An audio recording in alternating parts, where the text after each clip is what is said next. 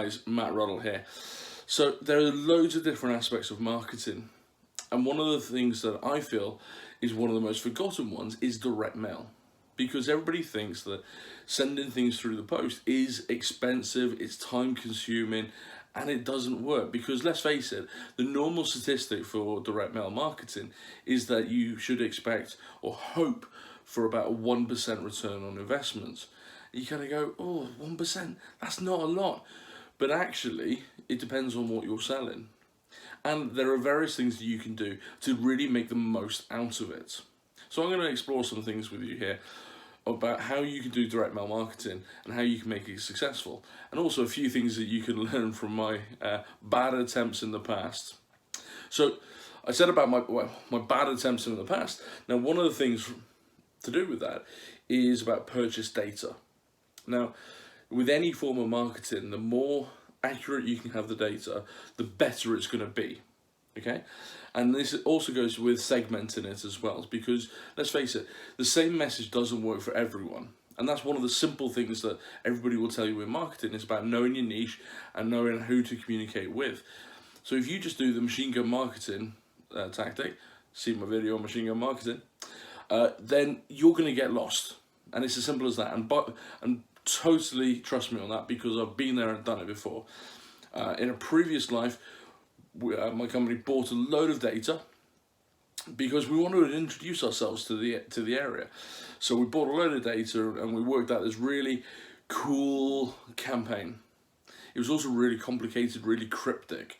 So we learned several lessons here. One, the data was bad. And I mean bad.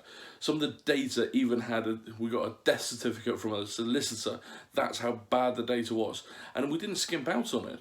We used one of the big data companies out there, and it was just absolutely shocking. The amount of stuff we had back saying not known at this address, or that solicitor's letter with the death certificate. I mean, imagine getting that. So, but data is absolutely key. And if you can send a direct mail campaign to your database that you've collected, that you've had opted in, then that'll work even better. And again, segmentation is key. But also, we made it really cryptic. We were doing this multi-stage postcard campaign, which sounds really technical. All it is we had 4 different postcards that we were going to send to people every week, because then it would big up to the last one, which would bring all 3 messages together, and people would obviously go, oh my God, that's amazing, I'll buy from them. Didn't happen. In fact, of the 2,000 records we bought, we got precisely zip back. Bearing in mind, 4 postcards as well, so we got 8,000 postcards printed. We bought 8,000 second-class stamps. Wow, talk about cracking the wallet open and emptying it. And we didn't even get through a half the campaign.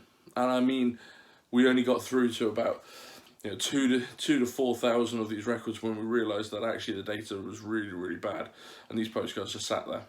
And actually, we already had somebody put stamps on them as well. So we had all these postcards with all stamps ready to go. Terrible, terrible lessons learned. But what can you take from that? Well, the first thing is, as I said, segmentation. Segmentation is absolutely key. Know who you're sending it to. Next, make the message really simple. People have not got the time, and they have not got the focus these days to work out some cryptic, multi-stage campaign that they're not even paying attention to. So don't overcomplicate it. Keep it simple so that people can actually relate to it. Another little thing I will say about direct mail marketing is make yourself stand out. And by that, I mean, look at all the envelopes that come through your door. White, brown, yeah? You tend to avoid things. And prime example is a certain marketer sent me an envelope, and it was bright yellow. So on that day when that came through, I had 2 envelopes, a brown one and a yellow one. Which one do you think I opened first? The yellow one. Now, I knew he was sending it to me because he'd already sent me about 30, 40 emails telling me he's going to send me something. But I still opened it. I still had to read through it. Even my wife said, what's that? Because it's different. It's almost like receiving a birthday card or a Christmas card or something like that. You look at it because it stands out from the rest of the pack. So make sure you do something like that. Make sure it's simple. Make sure there are call to actions in there as well, because there's nothing worse than you sending something out, somebody going, that's really, really good, and then there's no action. There's nothing in there that tells them what you want them to do. What is the next action that you want them to undertake? So, segment your data. Stand out from the crowd. Don't make it too cryptic. Yeah, make it really, really simple, and have a call to action in there that people actually can do. Yeah, whether it's using something like a QR code, a shortened URL, even texting a number or emailing something. Make it ridiculously simple that people can put into action what you're sending to them.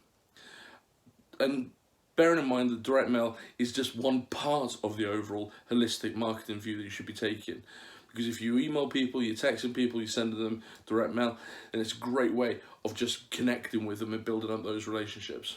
So next time you're thinking about your next marketing actions, make sure you think about direct mail.